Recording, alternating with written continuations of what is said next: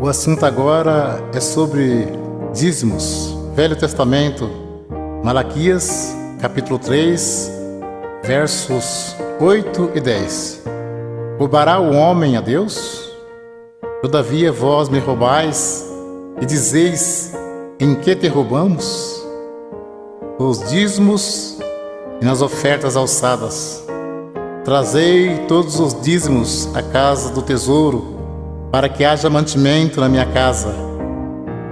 E depois fazer prova de mim, diz o Senhor dos Exércitos, se eu não vos abrir as janelas do céu e não derramar sobre vós uma benção tal, que dela vos advenha a maior abastança. Alguém levava um animal perfeito e o sacerdote negociava o animal perfeito e sacrificava um animal imperfeito no lugar. Nisso que eles estavam roubando a Deus. Digo sempre, Deus não usa dinheiro. Coleta é para o próprio bem do povo de Deus. Se Deus não abrisse as janelas do céu e não mandasse chuva, a terra não produzia alimento. As tribos de Israel receberam herança, menos a tribo sacerdotal, que era a tribo dos levitas. Eles não receberam herança, então eles recebiam parte do dízimos para se manter. Por isso que dizia, trazer os dízimos para que haja mantimento na casa do tesouro. Não se tratava de dinheiro, mas de mantimento. Não há mais casa do tesouro. Jesus disse, minha casa é chamada por todas as nações casa de oração. Evangelho segundo Mateus, capítulo 10, versos 5 ao 10. Jesus enviou esses 12, ele ordenou dizendo, não ireis pelo caminho das gentes, nem entreis em cidade de samaritanos, mas ide diante as ovelhas perdidas da casa de Israel. E indo pregai, dizendo, é chegado o reino dos céus. Curai os enfermos, limpai os leprosos, ressuscitai os mortos, expulsai os demônios, de graça recebestes, de graça dai. Não possuai ouro, nem prata, nem cobre em vossos cintos, porque digno é o operário do seu salário. Nem alforje para o caminho, nem duas túnicas, nem alparcas, nem bordão, porque digno é o operário do seu alimento. Podemos cumprir com alegria a missão de anunciar o Evangelho da graça. Jesus já pagou a nossa salvação com o precioso sangue que Ele derramou no duro madeiro da cruz. Enviando o apóstolo disse, de graça recebeste, de graça dai. Não precisa explorar ninguém. A parte material, Deus tudo provê na nossa vida. Jesus Cristo, sendo Filho de Deus, não poderia vir desfazendo a lei de Deus. Tanto é que Ele foi circuncidado ao 8º dia, segundo o uso da lei. Foi levado ao templo para ser consagrado, segundo o uso da lei. E cumpriu celebrando a última Páscoa. Então Ele cumpriu a lei e trouxe a graça. A lei e os profetas duraram até João. A graça e a verdade vieram por Jesus Cristo. Hebreus capítulo 7, verso 9, 18 e 19.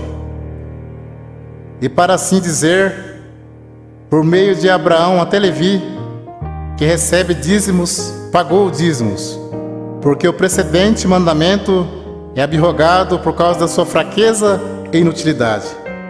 Pois a lei nenhuma coisa aperfeiçoou, e desta sorte é introduzida uma melhor esperança, pelo qual chegamos a Deus. Hebreus capítulo 7, versos 12, 13 e 14. Porque mudando o seu sacerdócio, necessariamente se faz também mudança da lei.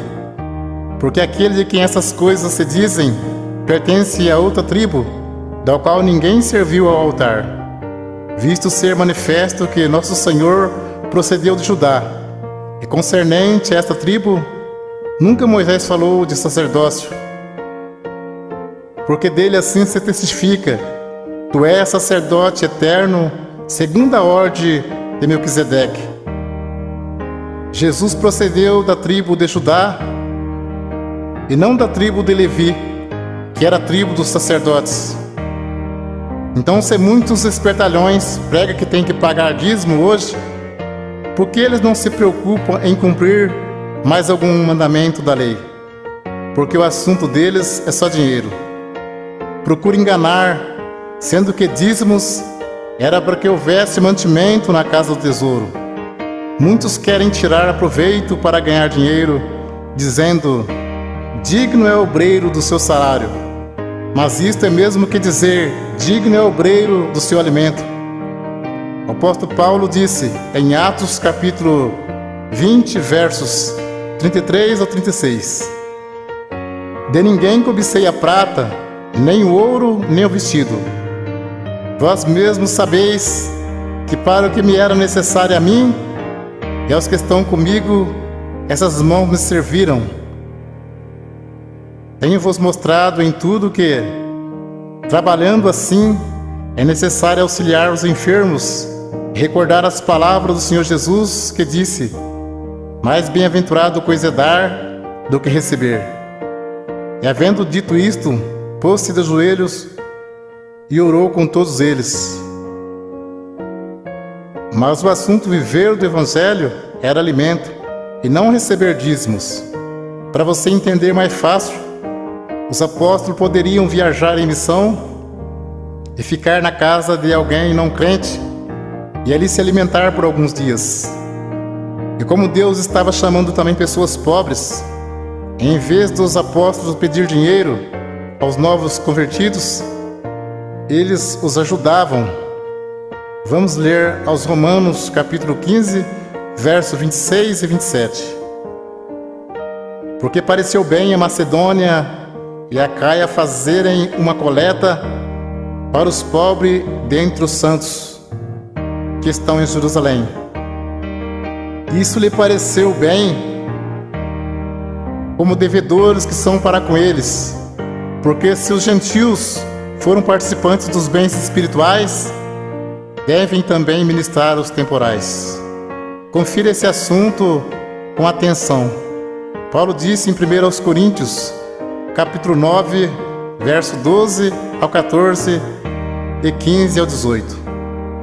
Se outros participam deste poder sobre vós, por que não mais justamente nós? Mas nós não usamos desse direito, antes suportamos tudo para não pormos impedimento algum ao Evangelho de Cristo. Não sabeis vós que os que administram o que é sagrado comem do que é do templo, e que os que de contínuo estão junto ao altar participam do altar? Assim ordenou também o Senhor aos que anunciam o Evangelho que vivam do Evangelho. Mas eu de nenhuma destas coisas usei, e não escrevi isso para que assim se faça comigo, porque melhor me fora morrer do que alguém fazer vã esta minha glória. Porque se anuncio o Evangelho, não tenho do que me gloriar, pois me é imposta esta obrigação. E ai de mim se não anunciar o Evangelho. E por isso, se eu faço de boa mente, terei prêmio. Mas se de má vontade, apenas uma dispensação me é confiada. Logo, que prêmio tenho que, evangelizando, proponha de graça o Evangelho de Jesus Cristo, para não abusar do meu poder no Evangelho. E Paulo disse: outras igrejas despojei, deixando de receber salário, para vos anunciar de graça o Evangelho de Jesus Cristo.